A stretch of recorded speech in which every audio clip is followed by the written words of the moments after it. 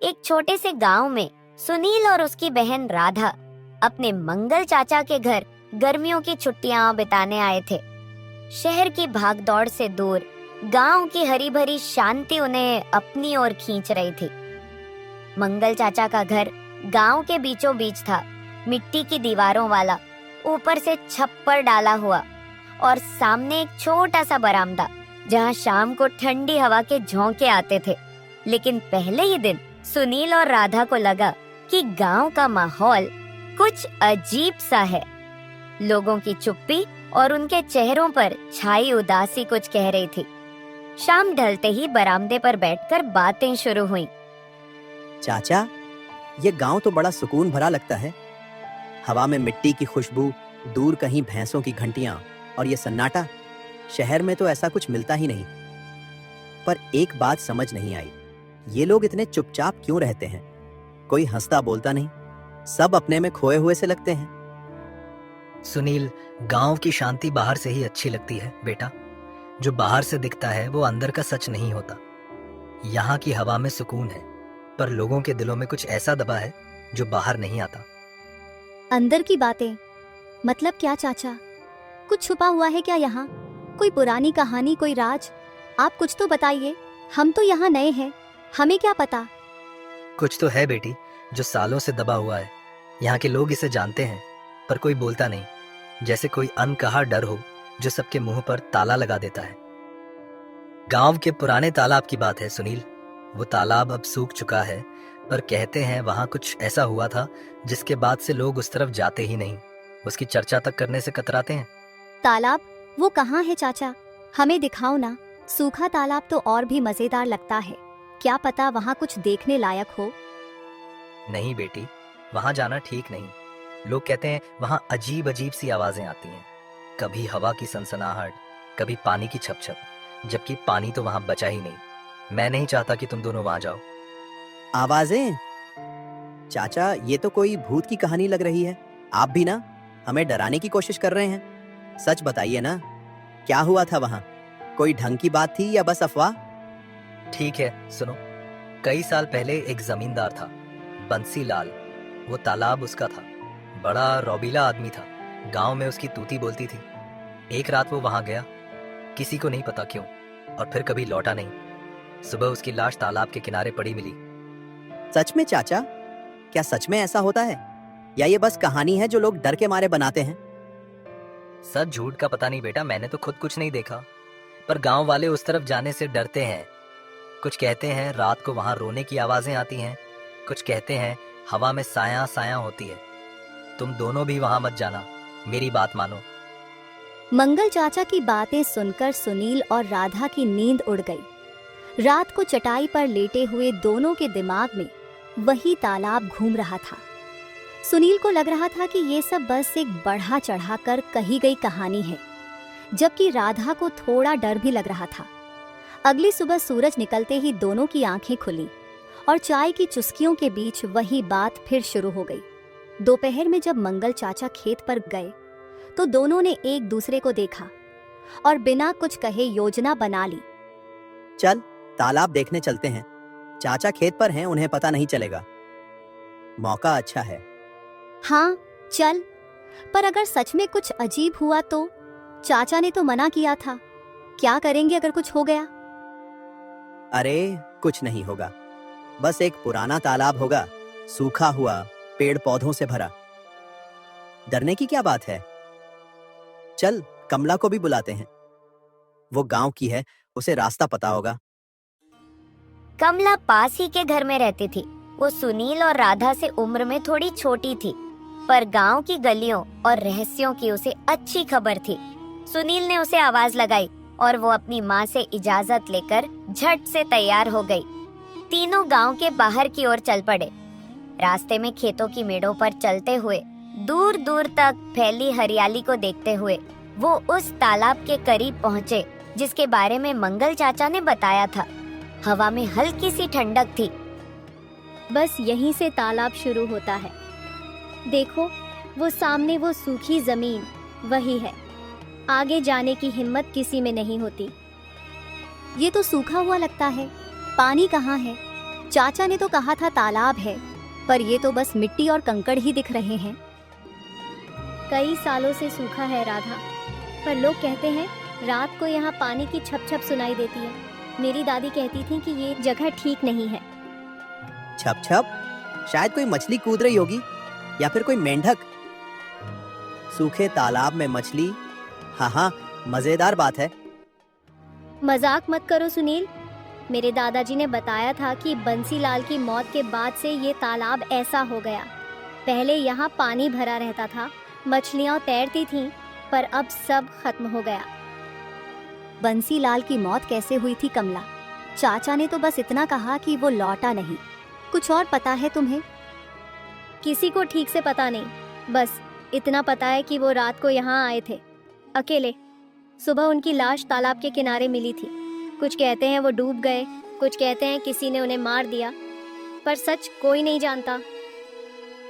लाश? फिर तो कोई हादसा हुआ होगा, शायद गिर गए हों या नशे में कुछ हो गया हो। आत्मा वात्मा की बातें तो लोग डराने के लिए बनाते हैं, मुझे तो ये सब बकवास लगता है। पर अगर सच में कुछ हुआ तो सुनील, देखो ये जगह कितनी सन्नाटे वाली है। हवा भी अजीब सी चल रही है, कुछ ठीक नहीं लग रहा। हाँ, और यहाँ पेड़ों की छाया भी अजीब सी लगती है, जैसे कोई हमें देख रहा हो। चलो वापस चले, मुझे डर लग रहा है। अरे अभी तो आए हैं, थोड़ा और देखते हैं। डरने की क्या बात है, दिन का उजाला है, कुछ नहीं होगा। तीनों तालाब के किनारे तक गए। वहाँ पुराने सूखे पेड़ों की जड़ें जमीन से बाहर निकली हुई थीं, जैसे किसी ने उन्हें जबरन उखाड़ दिया हो। एक टूटी हुई नाव का ढांचा भी पड़ा था, जिसके लकड़ियां सड़ चुकी थी और उस पर मकड़ियों के जाले लटक रहे थे। हवा में हल्की सी सनसनाहट हुई, जैसे कोई फुसफुसा रहा हो।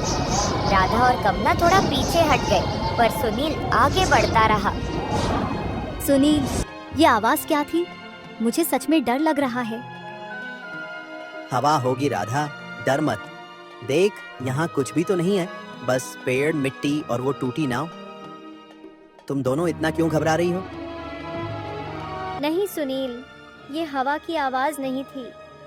मुझे कुछ ठीक नहीं लग रहा, जैसे कोई यहाँ है जो हमें देख रहा है।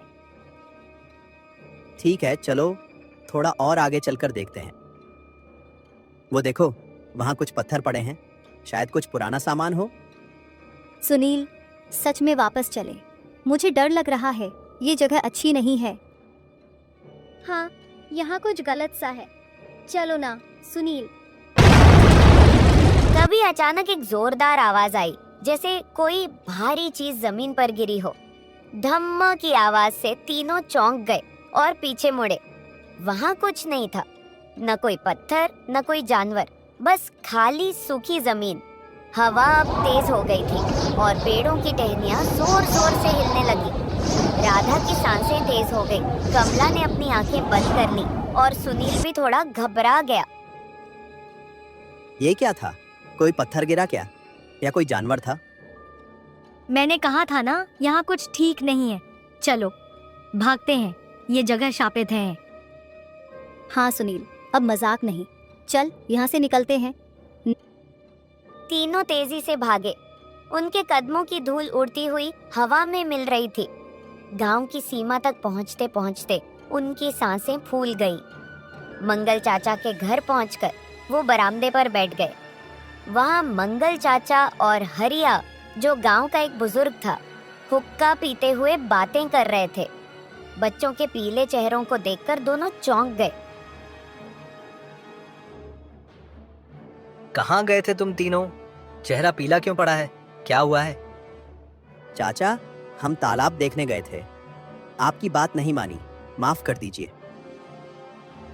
तालाब? मैंने मना किया था ना, तुम्हें अक्ल नहीं है क्या? चाचा, वहाँ सच में कुछ अजीब सा था। एक जोर की आवाज आई, जैसे कुछ गिरा हो, और हवा बहुत तेज हो गई। डर गए ना? मैंने कहा था मंगल, ये बच्चे मानेंगे नहीं। जवान खून है, रहस्य देखने की चाहत जो ठहरी। हरिया चाचा, आप तो जानते हैं वहाँ क्या है, हमें सच बताइए ना। हम सच में डर गए हैं। ठीक है, सुनो। बंसीलाल की मौत कोई रहस्य नहीं थी। वो शराब का आदी था।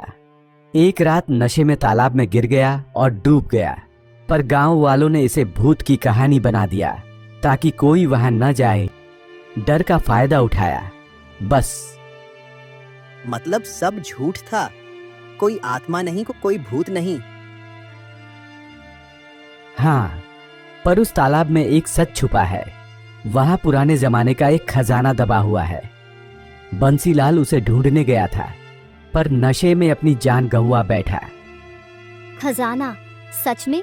सोने चांदी का खजाना? हाँ, पर वो खजाना कोई नहीं निकाल सका। लोग कहते हैं जो उसे छूने की कोशिश करता है वो वापस नहीं आता। हरिया, तुम बच्चों को उकसाओ मत। तो वो आवाजें जो हमने सुनी वो क्या थी? शायद हवा थी या शायद कुछ और, पर डरने की जरूरत नहीं। तुम लोग जवान हो, हिम्मत रखो। अगली सुबह तीनों की नींद देर से खुली। रात की घटना अभी भी उनके दिमाग में घूम रही थी। चाय पीते हुए सुनील ने कहा, अब डर का कोई मतलब नहीं, और खजाने की बात सच है तो उसे ढूंढना चाहिए। राधा और कमला भी तैयार हो गए। उन्होंने सोचा कि सरपंच जी से बात करनी चाहिए, शायद उन्हें कुछ और पता हो। दोपहर में वो सरपंच जी के घर पहुंचे। सरपंच जी, क्या सच में तालाब में खजाना है? हरिया चाचा ने बताया कि वहाँ कुछ दबा हुआ है। बेटा, ये बात पुरानी है। मेरे दादाजी कहते थे कि वहाँ कुछ दबा हुआ है, शायद सोने के सिक्के, शायद गहने, पर कोई उसे ढूंढने की हिम्मत नहीं करता। तो हम ढूंढ सकते हैं ना? अगर भूत प्रेत की बात झूठी है तो डरने की क्या बात? हिम्मत है तो कोशिश करो, पर गांव वालों को डर लगता है। वो कहते हैं कि खजाना शापित है। पर अगर सच में कुछ हुआ तो सुनील, हम कल ही तो वहां गए थे, और वो जो कुछ हुआ, वो सनसनाहट, वो जोर की आवाज मेरे मन से अभी तक नहीं गया। मेरी नींद में भी वो तालाब घूम रहा था। क्या पता वहां सच में कुछ अजीब हो। मैं तो कहती हूँ सोच लो एक बार। अरे कमला, अब तो पता चल गया कि भूत वूत कुछ नहीं है। वो सब बस हवा का खेल था, या शायद हमारा डर हमें कुछ ज्यादा ही सुनाई दे गया। तू इतना क्यों डर रही है? कल तो हम भागे थे, पर आज मैं कहता हूँ चलो एक बार फिर चलते हैं। इस बार डरने की कोई जरूरत नहीं, मैं वादा करता हूँ। देख, मैं तो तैयार हूँ, तू भी हिम्मत कर। तीनों फिर से तालाब गए। इस बार उनके साथ हरिया और एक नया दोस्त रमेश भी था, जो गांव का शरारती लड़का था। वहां पहुंचकर उन्होंने उस टूटी नाव के पास खुदाई शुरू की। सुनील, अगर खजाना मिल गया तो क्या करेगा? सच में स्कूल बनवाएगा? बस ऐसे ही कह रहा है। मुझे तो लगता है तू कुछ और सोच रहा है। कोई बड़ी तरकीब है क्या? बताना, हम दोस्त हैं। हाँ रमेश, गांव के लिए स्कूल बनवाऊंगा। यहाँ के बच्चे पढ़ें, कुछ बने, शहर की तरह भागदौड़ में न फंसें। मेरे मन में तो यही है, पर तू क्या करेगा बताना? कुछ शरारत का इरादा है क्या? तुझसे तो उम्मीद ही है कि कुछ नया करेगा। मैं तो नई साइकिल लूंगा, चमचमाती हुई, जिसकी घंटी पूरे गांव में गूंजे, और शायद एक रेडियो भी, गाने सुनने के लिए। रात को चौपाल पर बैठकर फिल्मी गाने सुनेंगे। सबको बुलाऊंगा, तू भी आएगा ना? मजा आएगा, सोचकर ही मन खुश हो रहा है। अरे रुक जाओ सब, यहाँ कुछ सख्त सा लग रहा है। देखो, कुछ चमक रहा है, शायद धूप में कोई चीज चमकी हो। सुनील, तू पास आ, जल्दी यहाँ खोदो। कमला, तू भी देख, क्या लगता है ये? सच में राधा, कोई पुराना बक्सा है शायद। देखो तो, ये लोहे जैसा लग रहा है। जल्दी और खोदो, पता नहीं क्या निकले। हरिया चाचा, आप भी आइए, ये तो कुछ बड़ा लग रहा है। मेरे तो हाथ कांप रहे हैं उत्साह से। अरे, ये तो वही लोहे का बक्सा है जो मेरे दादाजी ने बताया था। वो कहते थे कि तालाब के नीचे कुछ छुपा है। तुम बच्चों ने कमाल कर दिया, सच में हिम्मत दिखाई। मैं तो सोच भी नहीं सकता था कि तुम इतना आगे बढ़ जाओगे। मेरे दादाजी होते तो तुम्हें गले लगा लेते। थोड़ी और मेहनत के बाद उन्होंने एक पुराना लोहे का बक्सा निकाला। उसे खोलते ही उसमें सोने के सिक्के और कुछ पुराने गहने चमक उठे। गांव में ये खबर आग की तरह फैल गई। लोग दौड़ते हुए आए और सरपंच जी भी मौके पर पहुंच गए। तुम बच्चों ने कमाल कर दिया। ये खजाना गांव की भलाई के लिए इस्तेमाल होगा। मैंने कभी सोचा नहीं था कि ये पुरानी कहानी सच निकलेगी। तुम सबकी हिम्मत को सलाम है। सुनील, राधा, कमला, रमेश, तुम चारों ने गांव का नाम रोशन कर दिया। देखा राधा, डरने से कुछ नहीं होता, हिम्मत से काम लेना चाहिए। अगर हम कल डरकर भाग गए होते तो ये दिन न देख पाते। मैं तो कहता हूँ जो डरता है वो हारता है। तू भी अब ये बात मान ले। हाँ सुनील, पर अगली बार तू पहले बताना कि घूमने जा रहे हैं। मैं डर के मारे मर ही ना जाऊं। कल तो मेरी सांस अटक गई थी। आज भी जब खुदाई शुरू की तो थोड़ा डर लग रहा था, पर अब मजा आ रहा। विकास खुद कोई काम नहीं करता था। वो हमेशा ही अपना काम दूसरों से करवा लिया करता था। अमित, कहाँ जा रहा है? तुझे तो पता ही है कि मैं कहाँ जाऊंगा। काम पर जा रहा हूँ सेठ के यहाँ। अरे यार, तू भी जब देखो काम में ही उलझा रहता है।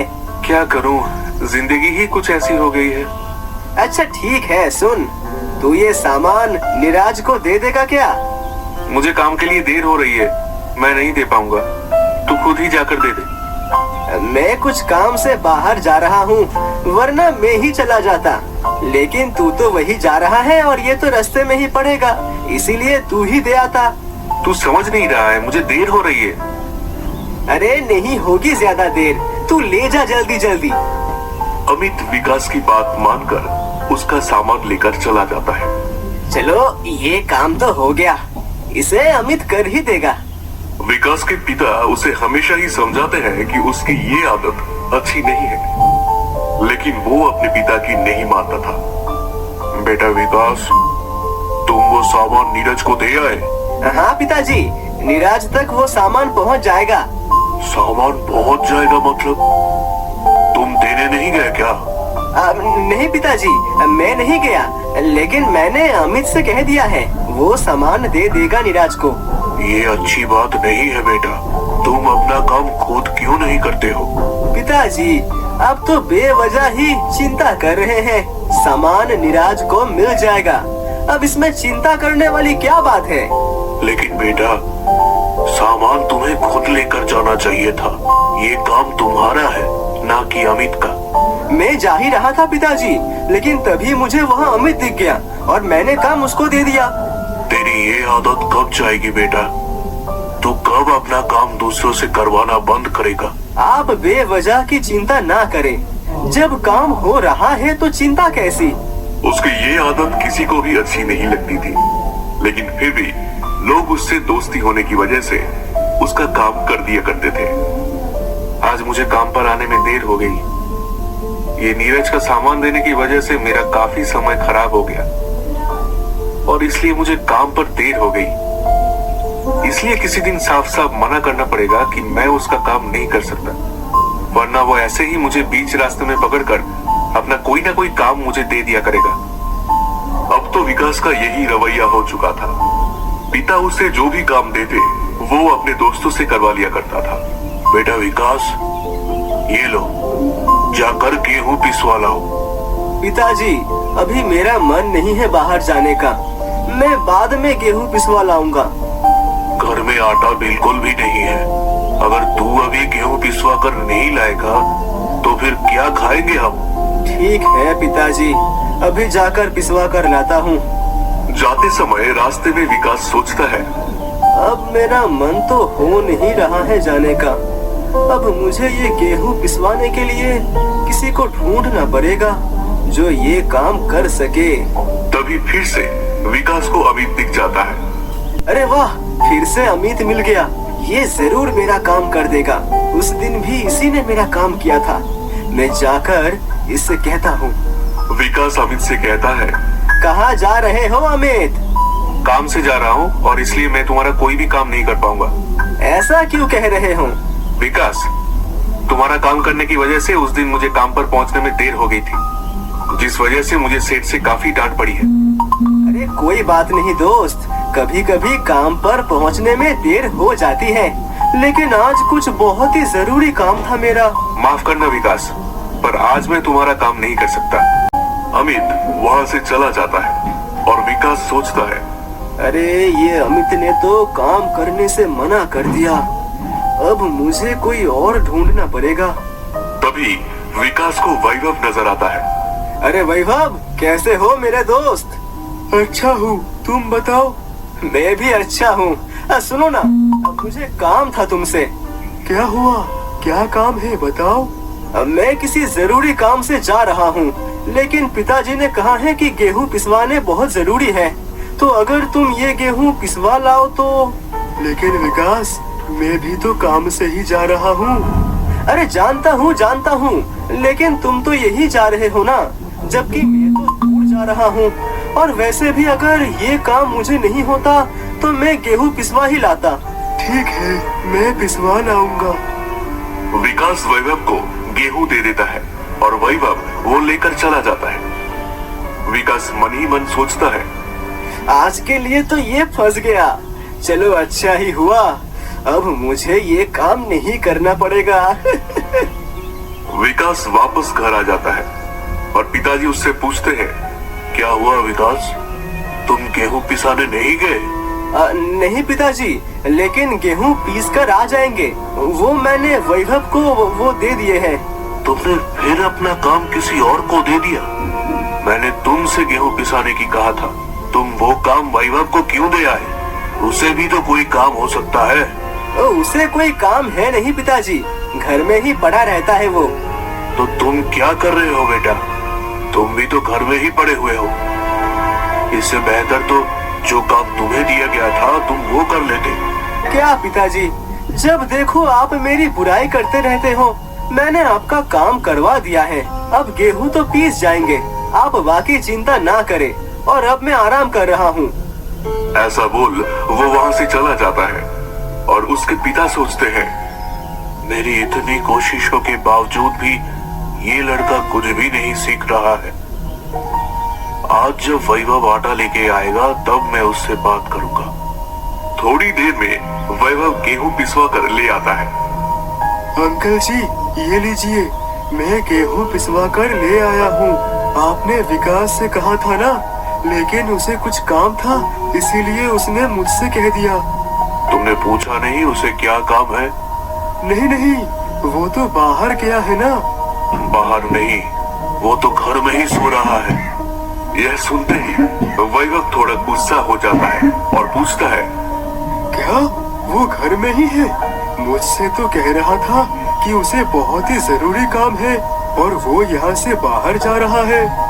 ये तो उसी से पूछ लेना, चाहो तो मैं उसे बुला दूं। बुलाइए उसे। विकास, वैभव आया है तुमसे मिलने।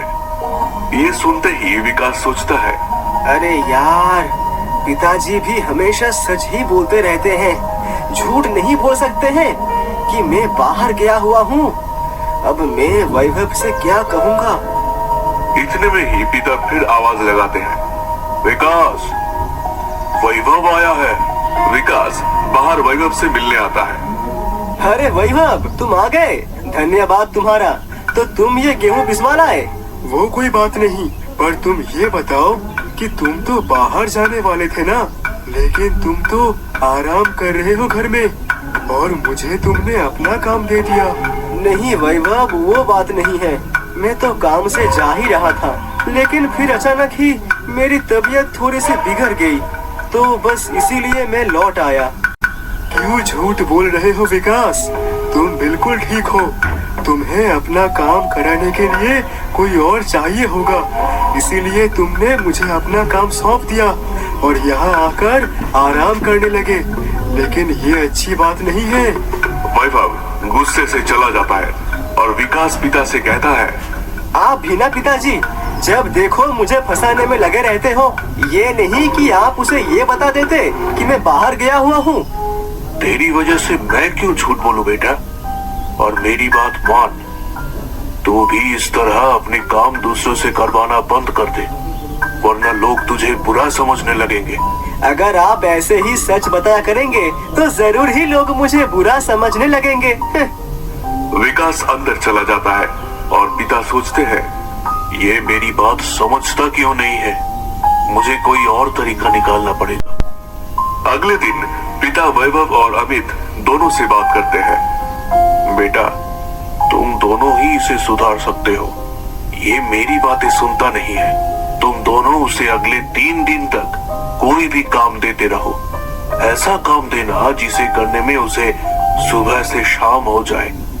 दोनों विकास के पिता की बात मान जाते हैं और अगले ही दिन अमित विकास से मिलता है और उससे कहता है, अरे विकास, कहाँ थे तुम?